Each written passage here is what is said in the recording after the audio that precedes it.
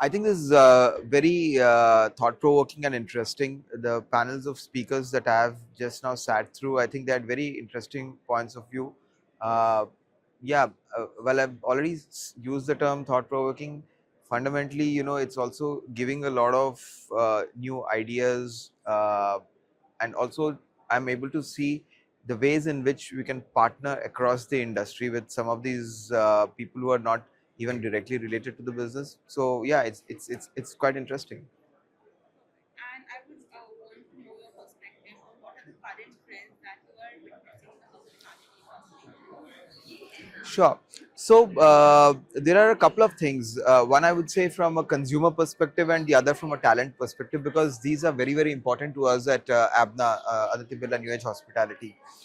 From a consumer perspective, obviously, I think the number of occasions uh, for which a consumer is going out and eating outside of their own kitchen is expanding. And this is obviously because of the macroeconomic trends, better, higher disposable incomes, and so on. But more importantly, traditionally, the women of the house who used to hold the kitchen are obviously having a lot more options. They're better educated, they're going out and working, and hence the whole idea of who's going to cook is changing, and hence the eating out trends and the number of times food is coming from outside a kitchen, whether you're dining out or whether you're ordering in, is expanding a lot. So and I think that's very interesting. And obviously people are looking also for a very interesting mix of novelty and familiarity.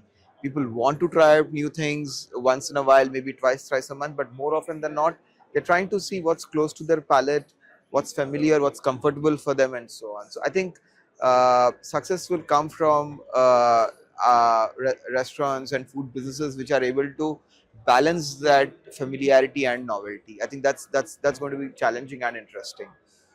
On the other hand, I think from a talent perspective, I think these are very tough times. Uh, I think a lot more value has to be passed on to employees. I think for far too long, F&B space has not really passed on as much value as it should for its employees and its staff. I think it's very important to invest in their careers, invest in their training, in their learning and development. Otherwise, we'll end up really shrinking the quality of talent and the quantity of talent that's required for the exponential growth that can be there for this industry. I think while there are many other things that's happening around, I think these are the two very important things as per me. Perfect. And what are these trends and how is it that the new Sorry, a lot of noise. I want to know that on these trends currently, how is it that you and your brand are working towards incorporating it and offering the consumers what they are looking for? Yeah. So I think that's a very interesting question. So we at Aditya Birla have been in consumer businesses for more than 20-25 years across categories: fashion, food, retail, grocery, telecom, financial services, and of late we have also entered paints, jewelry, a bunch of other businesses. At the heart of all of this has been a very deep data driven consumer insighting process and building experiences, products, and brands for consumers. I think that's an approach that we will continue to take forward even as we have entered hospitality of late.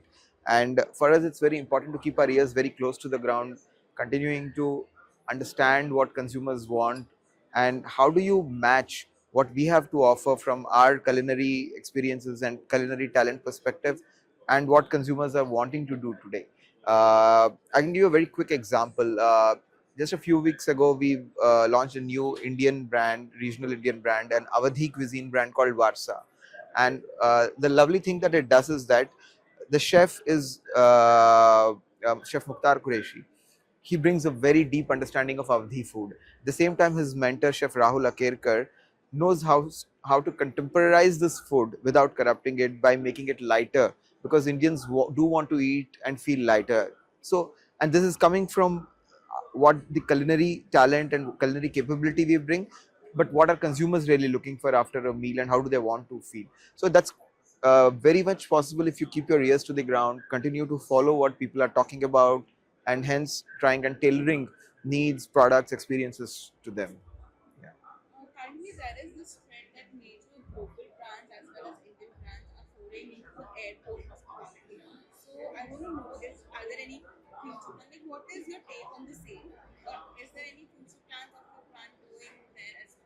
Sure. So, Abna's vision is to be the most preferred house of F&B brands in India. And we enter businesses as Aditya Birla Group with a long-term vision. We enter businesses to stay and to grow to be leaders in them. So, our vision is long-term, and we strongly believe that fundamentally as a purpose for the Aditya Birla Group as well as for Abna, at the heart of it is enriching lives. And when you say enriching lives, we're not just talking about consumers, we're talking about our entire ecosystem, our employees, our stakeholders, our suppliers, and hence obviously the consumers as well.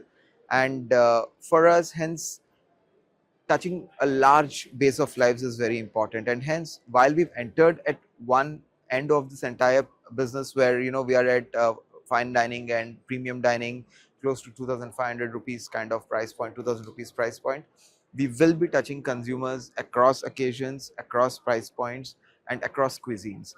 So it's a matter of time before we enter different formats, and hence we will be on high street, we will be in malls, we will be at airports, we will be where the consumers are, and there are occasions for them to really savor and have great experiences. And that's the vision, that's where we want to go. At the same time, I'd like to say that what's very important to us is to put forward a very steady foot. So we will not do none of this in a hurry, but we will definitely do this over time, because as I said, it's very important for us to touch more lives and hence deliver more value.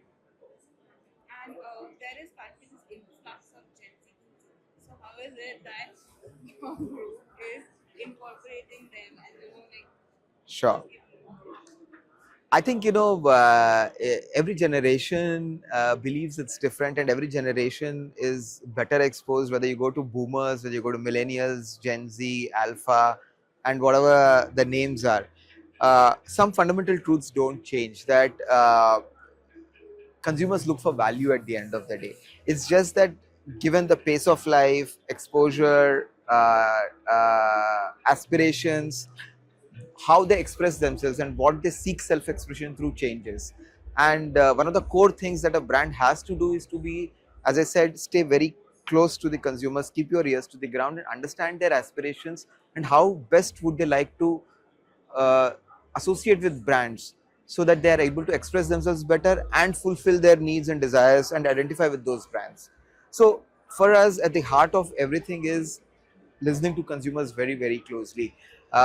We respect our alphas and Gen Zs as much as we respect our boomers and millennials who are spending today. Uh, and while I keep talking about staying close to the consumer and consumer inciting, the truth is that one of the core ways in which we also connect with them is our own workforce. My own colleagues are younger today, and a large bunch of them, especially in marketing and operations, are Gen Zs.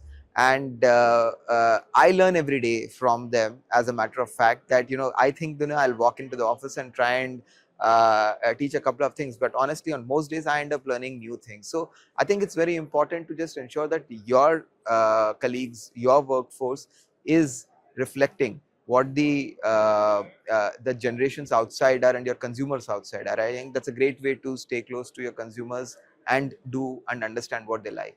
Perfect. And final question: what is the future vision of Apna in the next 2 years? In the next 2 years. Next 2 years. All right.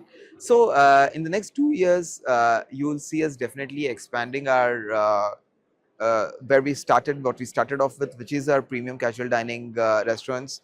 Uh, we started off with about 4 brands a year ago. We already added 2 brands with Chef Rahul Akerkar. We'll be adding 2 more brands within the next 1 year. We'll have about 8 brands in just the premium casual dining space. We are largely concentrated in Mumbai today, but we'll be expanding quite actively in the Delhi NCR region, in the Bangalore region, and exploring a couple of other top cities as well. That's within that format. And as I said, surely enough, we are exploring other price points and other cuisines. And well, probably in the next 24 months, you'll also see us entering another new format altogether. Yeah. Any closing statements that you'd like to add? I think it's very exciting times for the Indian F&B business. You know, this number keeps getting thrown around, and it is absolutely true that on an average in India, people are eating outside of their kitchen about 8 times a month. In metros, that number is as close to 12 times, maybe even 16 times a month. But if you look at it, the number of occasions of eating out are about 100 a month on an average. Let's say 3 to 4 times a day into 30 days, and the people want to spend more and more time doing things and spending time and their resources on things that they really enjoy doing. And if that means taking some time out of their daily cooking, and if we can, you know, be part of their lives, I think as an industry, I think it's a great opportunity. Food is very personal, food is very emotional, it's very passionate. I think we are privileged as an industry to be so to be working with a category that is so close to consumers' hearts, and the way forward is going to be exponentially high. It's very important to work together as an industry and build this category. While internally, you know, brands will compete, but it's very important to come together to build fundamental infrastructure, talent, learning, development. I think that's the way forward. That's how we will grow together. I think that's what we need to focus on.